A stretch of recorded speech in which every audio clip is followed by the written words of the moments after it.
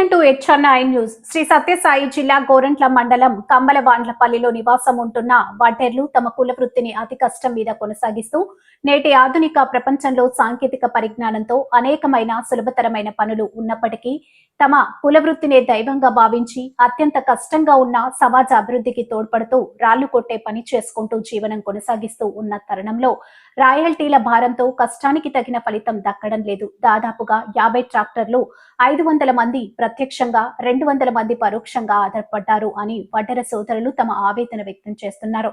దయచేసి మా కష్టం పైన ఈ రాయల్టీ భారాన్ని తగ్గించి మమ్మల్ని ఆదుకోవాలని వడ్డెర్లు అధికారులకు వినతి పత్రాన్ని అందజేయడం జరిగింది.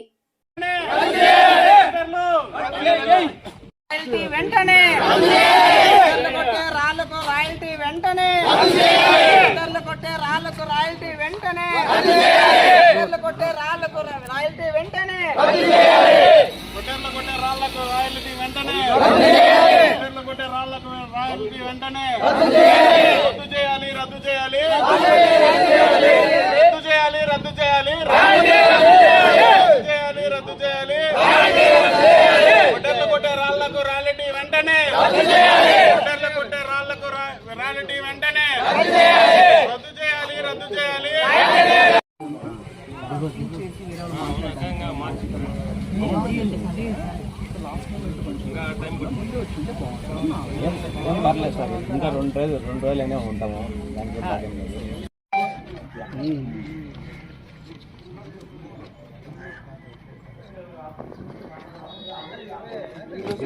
మేము పురాతనం నుంచి వడ్డేర్లందరూ రాళ్ళు కొట్టుకొని బతుకుంటున్నాము.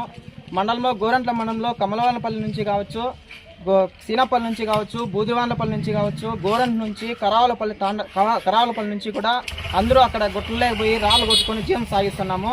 ముందు నుంచి పురాతనం నుంచి మేము రాళ్ళు కొట్టుకొని మా ఫ్యామిలీని సాగుకుంటున్నాము. ఈ ముందు రామారావు గారు ఉన్నప్పటికే మాకు జీవో ఉంది. రాళ్ళు కొట్టే దానికి ఏమి కూడా ఎక్కడ కూడా నిలపకూడదు.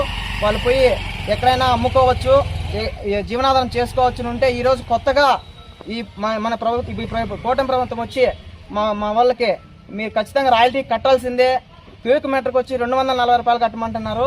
మాకు 240 రూపాయలు కట్టాలంటే ఒక టాటర్కి వచ్చి 1000 రూపాయలు పెనాల్టీ పడుతుంది. 1000 రూపాయలు పడితే మాకు వచ్చే లాభమే 1000 రూపాయలు. అదే 1000 రూపాయలు వాళ్ళు కట్టేసి మేము ఎట్లా జీవం సాగించాలా? దయచేసి ఈ ప్రభుత్వం కూడా మాతో కనకరించి వడ్డర్లు చాలా కుటుంబాలు చాలా జీవనోపాధిలో కూడా చాలా అస్తవ్యస్తంగా ఉన్నారు. కనీసం 60-70 ఏళ్ళు బతకాల్సిన వాళ్ళు కూడా 45 ఏళ్ళకే చనిపోయే పరిస్థితిలో కూడా ఉన్నారు. ఆ రాత పని చేయలేక ఒక కమలవాన్లపల్లిలోనే 20 మంది దాకా వయసులో ఉండే వాళ్ళే మొగులు చనిపోయి వాళ్ళు ఏందో కంకర పనులకి దానికి దీనికి పోతున్నారు.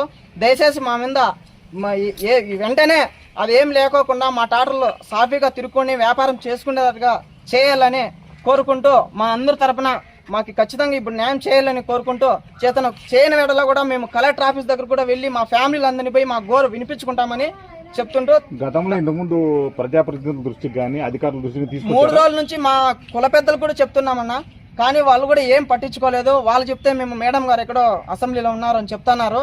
కానీ అంతవరకు మేడం గారు వచ్చేంతవరకైనా కనీసం మాతో పంపించండి అన్నా కూడా ఎవరు ఏం పట్టించుకోలేదు, మాకెవరు కూడా సహకరించలేదు. అందుకనే మేమే టాటర్లు వేసుకొని వచ్చినాము.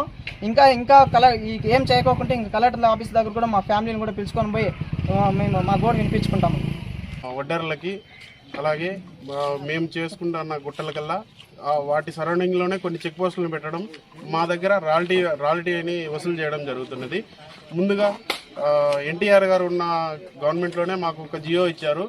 రాయల్టీ అనేది వడ్డర్లకు సంబంధించింది కాదు, వాళ్ళకి మినహాయించి మరి వేరే కంకర డస్ట్ అలాంటి తోలుకునే వాళ్ళకి మాత్రమే చెక్ పోస్ట్ బెస్ట్ యూనివర్సిటీ ఒకటి, కోరవాండ్లపల్లి క్రాస్, అలాగే పులేరు, గుమ్మగారిపల్లి క్రాస్, పాలసముద్రం, అదే పత్తికుంటపల్లి క్రాస్ అక్కడ చెక్ పోస్టులు పెట్టారు.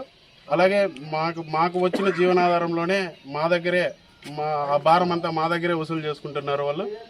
మా కుటుంబాలన్నీ జీవనం సాగిస్తున్నది అంతా ఆ బండలు కొట్టుకొని జీవనం సాగిస్తున్నారు. ఇక్కడ మాకు న్యాయం జరగని వెడల కలెక్టర్ ఆఫీస్ దగ్గరికి వెళ్ళి మా కుటుంబాలన్నింటినీ అక్కడికి వెళ్ళి ధర్నా చేస్తాము, లేదంటే